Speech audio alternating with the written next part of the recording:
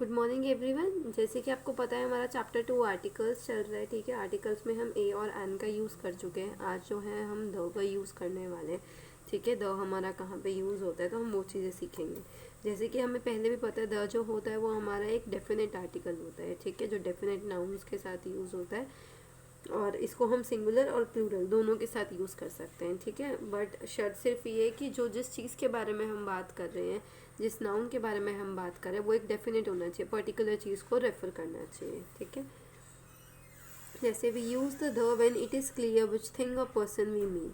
हम द को तब यूज़ करते हैं जब हमें ये पता हो कि हम किस क्लियर चीज़ के बारे में बात कर रहे हैं। जैसे the floor, the ceiling, the door, the light of a room. So एक रूम में इतनी सारी चीज़ें होती है, तो जब हम किसी रूम की पर्टिकुलर चीज़ के बारे में बात करें तो हमने उनके आगे द यूज़ किया है। Next, the roof, the garden, the kitchen, the bathroom of a house. तो अब एक घर है यहाँ पे जिसके बारे में हम बात कर रहे हैं और उसमें हम उसकी पर्टिकुलर रूफ, गार्डन, किचन या बाथरूम के बारे में बात कर रहे हैं, तो हम वहाँ पे द का यूज़ कर रहे हैं। The super market, the station, the airport, the mayor of a town. तो ये किसी एक टाउन में जब हम किसी पर्टिकुलर सुपर मार्केट या स्टेशन, एयरपोर्ट या मेयर के बारे में बात करें तब हमने द का यूज़ किया है। ठीक है, तो बेसिकली जो द है वो हमारा एक डेफिनेट आर्टिकल है जिसको जिसको हम डेफिनेट नाउन्स के साथ यूज़ करते हैं। ठीक है, हमें कोई पर्टिकुलर चीज़ अगर पता है तो हम उसी के साथ द को यूज़ करेंगे। मम इज़ इन द किचन। ठीक है, मम इज़ इन द किचन, तो यहाँ पे द किचन क्या रेफर कर रहा है? The kitchen in the house. एक पर्टिकुलर हाउस में एक पर्टिकुलर किचन को रेफर कर रहा है। Turn off the light and close the door. ठीक है, तो बेसिकली जो हमारी ये लाइट एंड द डोर क्या रेफर कर रहा है? ऑफ द रूम, किसी एक पर्टिकुलर रूम के लाइट और डोर को रेफर कर रहा है, इसलिए हमने यहाँ पे द का यूज़ किया है। Do you live far from the station. ठीक है, अब यहाँ पे do you live far from the station, the station word use हुआ है, the railway station of your town. तो हमारे टाउन के रेलवे स्टेशन के बारे में वो बात कर रहा है।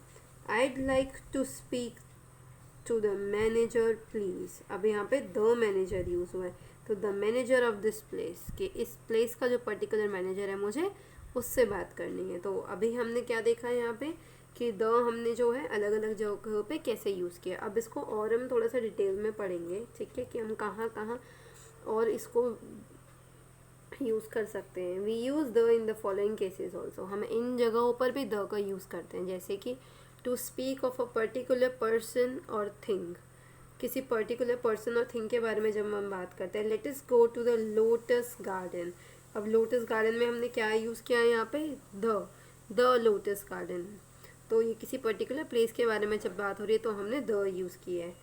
This is the book he wants, the book. अब यहाँ पे हमारी थिंग है, so this is the book he wants, तो यहाँ पे द यूज़ हुआ है क्योंकि वो पर्टिकुलर बुक के बारे में बात हो रही है। She is the girl who won the prize. तो अब यहाँ पे पर्टिकुलर लड़की की बात हो रही है जिसने प्राइज़ को जीता है, तो यहाँ पे द गर्ल आया है। ठीक है, तो ये हमारे कुछ पर्सन्स और थिंग्स थे जिनके साथ हम नाउन को यूज़ करते हैं। अब we don't use the when we are talking about something in general. जब हम किसी जनरल चीज़ के बारे में बात करें तब हम द का यूज़ नहीं करते हैं, मतलब जनरल थिंग्स के साथ हम द को नहीं लगाते। जैसे butter is not good for you, ये जनरल है ना। बटर जो है वो हमारे जो वो तुम्हारे लिए अच्छा नहीं है, तो ये जनरल में सेंटेंस बोला है। अब the butter is in the fridge. अब ये पर्टिकुलर चीज़ के बारे में बात कर रहे हैं कि बटर जो है वो फ्रिज के अंदर है, तो किसी पर्टिकुलर फ्रिज के अंदर कोई पर्टिकुलर बटर का जो पैकेट है वो रखा हुआ है, तो उसके बारे में बात की जा रही है, इसलिए हमने यहाँ पे द यूज़ किया। But when we are talking in general, जब हम जनरल में कोई सेंटेंस बोल रहे हैं, butter is not good for you, तो हमने यहाँ पे द नहीं यूज़ किया है। ठीक है, तो आपको इस चीज़ का ध्यान रखने की, जब हम जनरली कोई सेंटेंस बोलते हैं तो हम उसके साथ द का यूज़ नहीं करते हैं, सिर्फ पर्टिकुलर चीज़ों के साथ द का यूज़ होता है। With a singular noun to represent a whole class. हम किसी सिंगुलर नाउन के साथ द का यूज़ करते हैं जो होल मतलब पूरी उसकी कैटेगरी को, पूरी उसकी क्लास को रिप्रेजेंट करता है। जैसे the rose smells sweet. So basically यहाँ हम रोज़ के बारे में बात करें, लेकिन रोज़ की जो सारी की सारी कैटेगरीज हैं, ठीक है, अलग अलग टाइप्स के रोज़ होते हैं, तो हम उन सब के बारे में बात करें। द रोज़ स्मेल्स स्वीट, कि रोज़ जो है वो स्वीट स्मेल करता है, इसलिए हमने इसके आगे द यूज़ किया है। भले ही वो सिंगुलर था हमारा, है ना, लेकिन हमने उसमें पूरी उसकी जो रोज़ की कैटेगरीज है उनको इन्वॉल्व कर लिया है। The cow is a useful animal, तो काउ के आगे हमने क्या लगाया, द, कि जो काउ होती है वो एक यूजफुल एनिमल है। The cat and the lion are the same family, are of the same family, ठीक है। जो कैट है जो लायन है वो सेम फैमिली मेम्बर्स होते हैं। सुना है ना आपने कि जो कैट है वो लायन की फैमिली उससे ही बिलोंग करती है, तो हमने यहाँ पर भी द का यूज़ किया है, ठीक है। लेकिन अब इसमें भी हमारे पास एक्सेप्शन है, but when we use man और वुमेन, जब हम मैन और वुमेन यूज़ करते हैं for the whole class we never use a an और द विद इट। जब हम मैन और वुमेन यूज़ करते हैं तो हम उसके साथ ना तो ए यूज़ करते हैं, ना एन, ना द यूज़ करते हैं। जैसे मैन इज़ मॉर्टल, अब हमने यहाँ पे एंड द कुछ भी नहीं लगाया। वुमेन इज़ मैन्स मेट, हमने यहाँ पे ए एंड द कुछ भी यूज़ नहीं किया है। तो इस चीज़ का आपको ध्यान रखना है। बेसिकली मैं जो भी यहाँ पे हम लोग पॉइंट अभी डिस्कस कर रहे हैं उसमें से किसी किसी पॉइंट के साथ कुछ कुछ एक्सेप्शंस भी है जिन्हें हमें ध्यान में रखना है। ऐसे ही नेक्स्ट देखते हैं विथ सुपरलेटिव्स। अब सुपरलेटिव्स के साथ हम कैसे यूज़ करते हैं, honesty is the best policy. So जो बेस्ट है वो हमारा सुपरलेटिव डिग्री होती है और उसके साथ हमने क्या लगाया है, द। तो honesty is the best policy, तो द के साथ हम द को हमने बेस्ट के साथ यूज़ किया, हम सुपरलेटिव्स के साथ द को यूज़ करते हैं। Sania is the best player of a team, यहाँ पे अगेन बेस्ट हमारा सुपरलेटिव डिग्री है तो उसके साथ हमने द को यूज़ किया है। ऐसे ही next before an adjective when the noun is understood, हम एडजेक्टिव से पहले लगाते हैं जब हम नाउन के बारे में जो है उसको समझते हैं, उसको जानते हैं। जैसे the rich should help the poor, rich आदमी को पुअर की हमेशा हेल्प करनी चाहिए, तो यहाँ पे द रिच द पुअर दोनों के आगे हमने क्या लगाया है, द यूज़ किया है। With the names of sacred books, अब जो हमारी पुरानी किताबें होती हैं, पुस्तकें होती हैं, उनके आगे भी हम द यूज़ करते हैं। जैसे the Vedas, the Puranas, the Ramayana, the Bible, the Quran, इस तरीके से हम इनके आगे द यूज़ करते हैं। With the names of natural objects that are unique, उन नेचुरल ऑब्जेक्ट्स के साथ हम द लगाते हैं जो वर्ल्ड में, पूरे ब्रह्मांड में यूनिक है। जैसे the sun, the sky, the ocean, the sea, the earth, ठीक है। सो बेसिकली ये हमारी यूनिक चीज़ें, इनके आगे हमने इसलिए द लगाया है। With the names of rivers, seas, oceans, curves, groups of islands and mountain ranges, इनके आगे भी हम द लगाते हैं। जैसे the Ganga, the Yamuna, the Indian ocean, the Persian gulf, the Andamans, the Himalayas, Alps. तो इस तरीके से हमने सबके आगे क्या यूज़ किया, द यूज़ किया है। तो बेसिकली यहाँ पे हमें कुछ कुछ बहुत चीज़ों के स्पेसिफिक तरीके से नाम बताए गए हैं जिनके आगे हम द का जो है यूज़ करते हैं। तो हमने यहाँ पे अभी 7 रूल्स जो है द के सीखे और कुछ एक्सेप्शन भी देखे किन के साथ हम द को यूज़ नहीं करते हैं। अब हम अपनी एक्सरसाइज स्टार्ट करेंगे, ठीक है।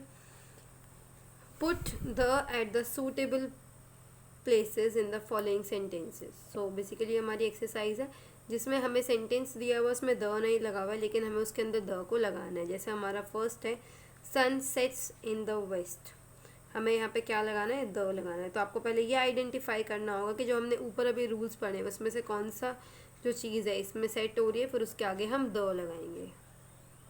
सो जैसे हमारा फर्स्ट क्या था, sun sets in the west, तो जब हम इसको चेंज करेंगे तो हमें ये पता है कि जो सन है और जो वेस्ट है वो हमारी पर्टिकुलर चीज़ है, तो उनके आगे हम द लगाएंगे। तो हम कैसे लिखेंगे, the sun sets in the west, तो सन के आगे भी द लगा और वेस्ट के आगे भी द लगा।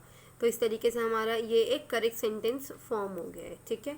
ऐसे ही हम सेकेंड सेंटेंस देखते हैं अपना, there is no sugar in pot, ठीक है। तो यहाँ पे जो है हमें अभी बताने कि द कहाँ लगेगा, there is no sugar in pot. तो हम बेसिकली किसी पर्टिकुलर पॉट के बारे में बात करें कि उसके अंदर शुगर नहीं है, तो हमारा जो पॉट है वो यहाँ पे एक पर्टिकुलर ऑब्जेक्ट है, तो पॉट के आगे हम द लगाएंगे। There is no sugar in the pot, तो हमने यहाँ पे द लगाया है किसके आगे, पॉट के आगे, और बाकी कहीं और हमारा द नहीं आया है। जो पूरा सेंटेंस है वो हमारा सेम ऐसे ही आएगा, ठीक है। ऐसे ही एक नेक्स्ट और देखते हैं, हाउ ब्यूटीफुल स्टार्स लुक, ठीक है। अब यहाँ पे आप आइडेंटिफाई करो पर्टिकुलर चीज़ क्या है, हमारी स्टार्स, ठीक है। तो अब हम इसके आगे द लगाएंगे, how beautiful the stars look, तो हमने यहाँ पे द लगा दिए। तो बेसिकली आपको हर सेंटेंस में क्या करना है, आपकी पर्टिकुलर चीज़ आइडेंटिफाई करनी है और उसके आगे हमें द लगाना है। तो सेंटेंस को बहुत केयरफुली रीड करना है, ठीक है।